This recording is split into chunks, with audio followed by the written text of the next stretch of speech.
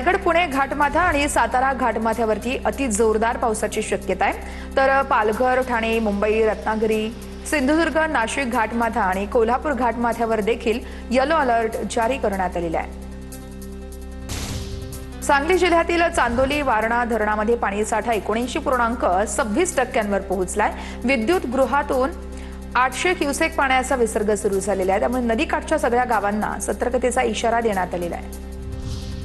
नाशिकच्या गंगापूर धरणातून 14,000 क्युसेक पाण्याचा विसर्ग। गोदाघाट परिसरामध्ये पाण्याची पातळी कमी झाली। पुरानंतर रस्त्यावरती पानवेली आणि चिखल साचला होता। रत्नागिरी जिल्ह्यासाठी पावसाचा येलो अलर्ट। रत्नागिरीमध्ये गेले 2 दिवस हवामान विभागाच्या अंदाजाला पावसाचा चकवा। रत्नागिरी जिल्ह्यामध्ये अजूनही मुसळधार पावसाची प्रतीक्षा। पावसाचा जोर 28 जुलैनंतर वाढण्याची शक्यता आहे। कल्याण नगर मार्गावरील माळशेज घाटात पावसामुळे रस्ता खचला। नगरच्या दिशेने जाणाऱ्या मार्गावरील रस्ता खचल्यानं एकेरी वाहतूक सुरू। वाहन चालकांना आवश्यक ती काळजी घेण्याचं आवाहन केलं जात आहे। नाशिकच्या नांदूर मधमेश्वर धरणातून सलग दुसऱ्या दिवशीही मोठा विसर्ग। 24 तासामध्ये 8 टीएमसी पाणी जायकवाडीकडे विसर्ग। गोदावरी नदीकाठच्या गावांना त्यामुळे प्रशासनाचा सतर्कतेचा इशारा आहे। नाशिकच्या गंगापूर धरणातून पाण्याचा विसर्ग कमी केला। विसर्ग कमी केल्यानं गोदावरी नदीच्या पाणी पातळीमध्ये घट झाली आहे। गंगापूर, दारणा, कडवा, भावली, वालदेवी या धरणांमधून पाण्याचा विसर्ग सुरू आहे।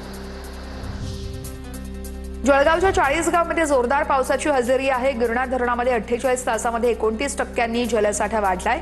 धरणाचा जलसाठा 69% पोहोचलेला आहे। धरणामध्ये 28,000 क्युसेकनं पाण्याची आवक सुरू आहे। मुसळधार पावसामुळे पालघर जिल्ह्यातील डहाणू किनारपट्टीवरील वाहतुकीला मोठा फटका। डहाणू उंबरगाव या गावांना जोडणारा महामार्ग 2 ठिकाणी 60 मीटरपर्यंत वाहून गेला। आता बघूया टॉप 9 महत्त्वाच्या बातम्या। टीईटी पेपरफुटी प्रकरणातील मुख्य आरोपीला अटक। मुख्य आरोपी वीरेंद्र कुमार गुप्ता याला बिहारमधून अटक करण्यात आली आहे। आरोपी वीरेंद्र गुप्ता याला अटकेनंतर पोलीस भिवंडीला घेऊन येणार आहेत। टीईटी पेपरफुटी प्रकरणात आतापर्यंत 12 जण न्यायालयीन कोठडीत आहेत।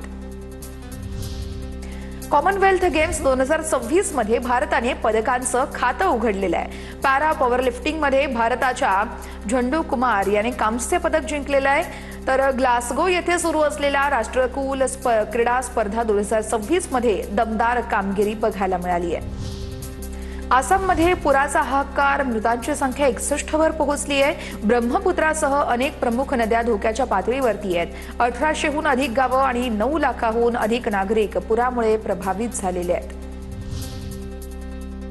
पाकिस्तानच्या खैबर प्रांतामध्ये आत्मघाती हल्ला, 15 जणांचा मृत्यू। आत्मघाती बॉम्बस्फोटात अनेक जण गंभीर जखमी। स्फोटाच्या तीव्र धक्क्यानं परिसरातील गाड्या आणि इमारतींचंही मोठं नुकसान। आता आपण बघूयात मुंबईसह उपनगरात नेमकं काय घडतंय न्यूज टॉप 9 मधून। गेल्या 24 तासामध्ये झालेल्या मुसळधार पावसामुळे मुंबईतील 7 जलाशयांचा साठा हा 83.68% पोहोचलाय। 24 तासामध्ये जलाशयातील साठ्यामध्ये 6.6% वाढ झालेली आहे। विविध अभियांत्रिकी कामांसाठी मध्य रेल्वेवरती आणि ट्रान्स हार्बर मार्गावरती मेगा ब्लॉक घेतला जाईल। ठाणे ते कल्याण दरम्यान फास्ट लाईनवरती, तर ट्रान्स हार्बरवरती ठाणे ते वाशी आणि नेरुळ दरम्यान ब्लॉक घेतला जाणार आहे।